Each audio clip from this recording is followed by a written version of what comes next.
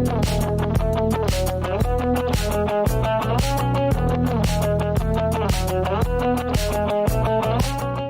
friends, it's your girl Ilana Woldenberg at the iconic Bowery Electric, where I'm meeting up with Reneé Rapp right after she takes the stage. Her debut EP, Everything to Everyone, dropped earlier this month, and now Reneé is setting out on a mini tour of a few key performances at intimate venues across the country. From Broadway star to TV darling, Reneé is already disrupting the music scene with her soulful lyrics and masterful vocals. Look out world, because Reneé can't be stopped. I was all just like, strangers to lovers, and now I'm like, hi Reneé. Thanks. Oh, that's sweet. Thank you. How does it feel like, we've all seen the TikToks, right, of those, of everyone singing, first of all, that particular passage, but also just in general, like, these songs are so personal, and now they're, like, out in the world. Like, what is that like for you? I mean, it feels great. It feels great. I think for me, especially because, like, the songwriting and also, like, performing, right, is, like, my only form of communication to me that is comfortable. So, like, having the songs out in the world feels so good. Feels so good, and, like, such a relief and such a reward. I think, like, I was afraid at first to post them online, but it wasn't because people would hear them. It was because I was afraid that people wouldn't like them, and I was afraid that people would be, like, judgmental or whatever, coming from, like, acting to then, like, doing music and stuff, even though, like, I started acting to do music.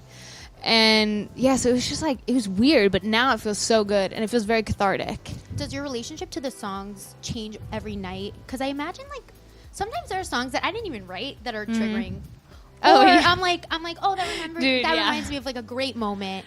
Yeah, I mean, my favorite songs don't really change. Like, I will say, though, playing live and playing shows has made me like songs that I didn't like at first. I used to not like too well. Bummer. I know. That is a banger. Okay, thank you. That's what everybody recently has been like, shut up. And I'm like, no, you don't understand. Like, we've had that song written and done for months. Really? At least 6 months. At least. Yeah.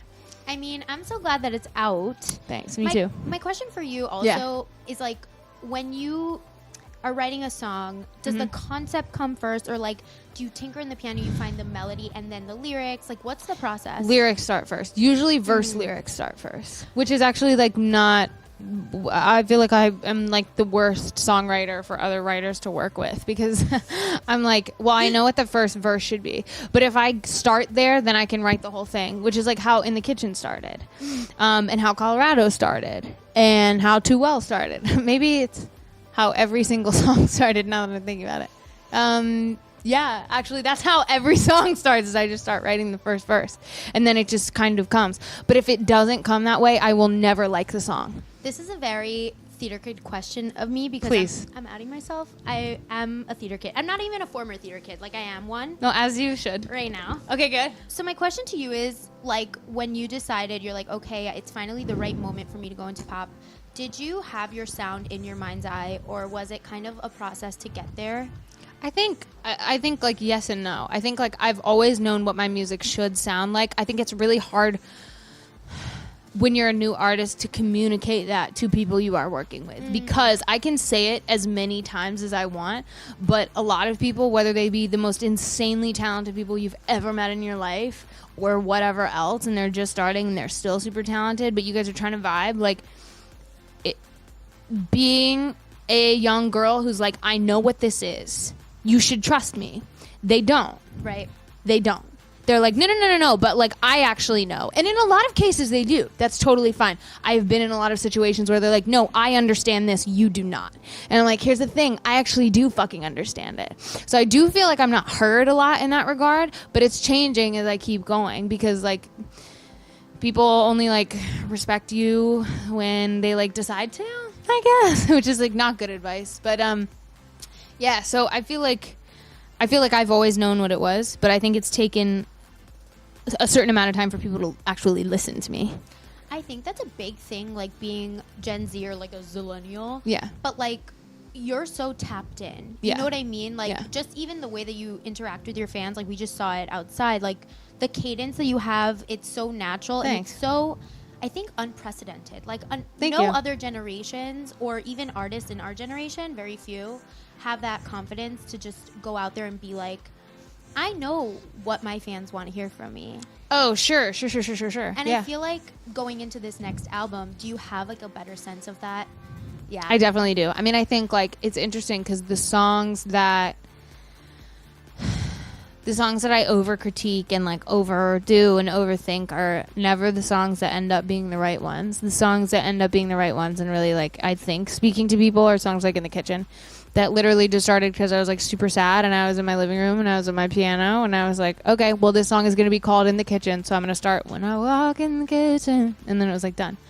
And so I think like I'm honestly just going to like do my thing more, and I think now I have much more confidence to do that just because I know that people genuinely want to listen, which is also like I feel like a big, in a good way, responsibility because now I'm like, oh shit. Season 2, Sex Lives of College Girls. Yeah, man. Layden's growing. She's growing. She's growing. She's maturing. Well, actually, I don't want to do a spoiler, but like, no, it's fine. she comes out. Like, She comes out. We're so proud of her. I know, we're proud of her. Have you learned anything about yourself playing Layden? Oh my god, yeah. I mean, I feel like I think in the obvious ways, like I think like queerness has become a much more comfortable thing on my body playing Layden, but I also think I'm much more hyper aware of what that brings with it. Like the more I talk about it, the more like I get like pointing at me. Oh, I'm like, which I'm like, who is that? Which is welcome. Now I feel like I can say things and people aren't like anymore. Like they expect it. Like when I make like ridiculous jokes, I don't feel like anyone's uncomfortable anymore. They're just like, oh yeah, of course you would say that. This is me being literally crazy, but No. there's a no, you don't Like, know. no, you're not. Okay. Like stop. I actually am a Capricorn moon, so I feel like Oh, we go there is perfectly. a little crazy in there. We go perfectly. Yeah, we okay, do. good. So me being crazy. Yeah. There's a line in Colorado Yeah. that talks about going to a bar and meeting an ex-wife. Is that inspired by Layden? Season 1 era. I guess not. But like, No. you know how she had her Wow. moment with the suburban moms? No one has ever brought that up to me. I told you I'm crazy. No, you're perfect. No, wait. That's insane. Okay, well, we do have this sort of thing, which I Okay, will say. Tell me.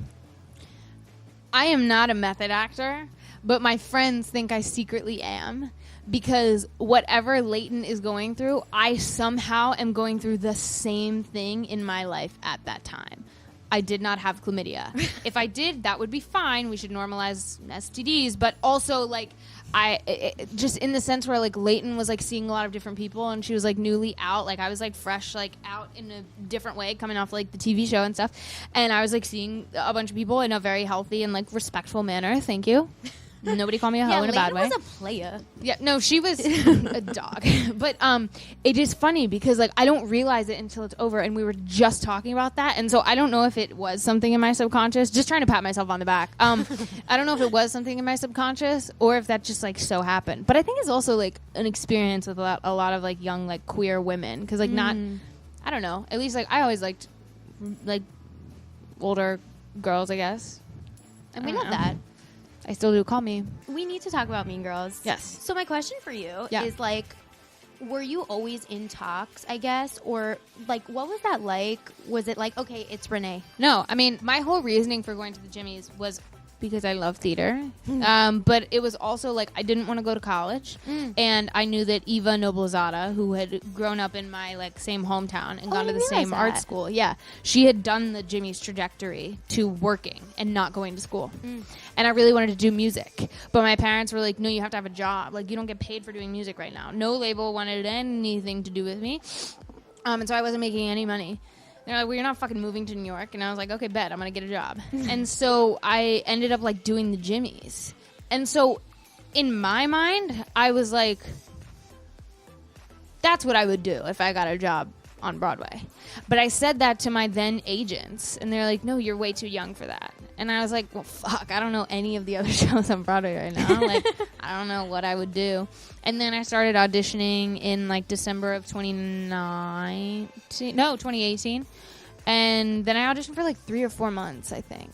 Wow. Yeah. It was a long process. I feel like it's interesting. You played her when you were, what, 19? 19. I just turned 19. And now you're going to play her again I know. at 22. I know. I feel like looking back at that time, do you have a different perspective on that age? Like, you were closer to that age, closer to high school in that moment, but now you're like a full-fledged adult.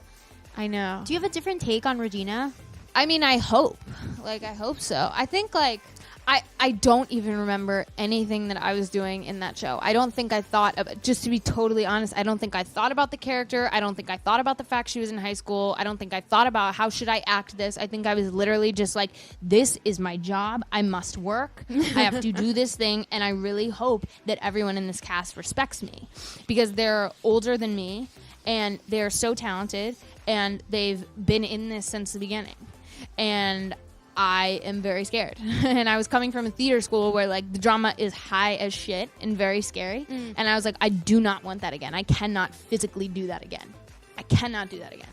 And so I was just so scared. And so I don't think I had a thought when I was in Mean Girls at the time.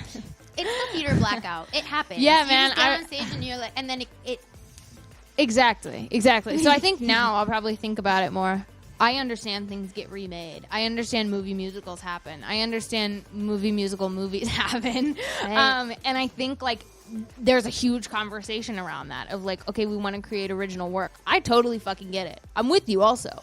I think the cool thing about this specifically is, like, this will be my generation's take on what this movie meant to me as a kid, which is a bit different, right? Yeah. Like, we've seen, like, the Broadway part of it, but I think, like, what Regina George was to me as a kid is probably different than, like, what it was to Rachel McAdams at that time. I would say, like, we're most trying to just really, like, make it feel like it does on my person at this present time.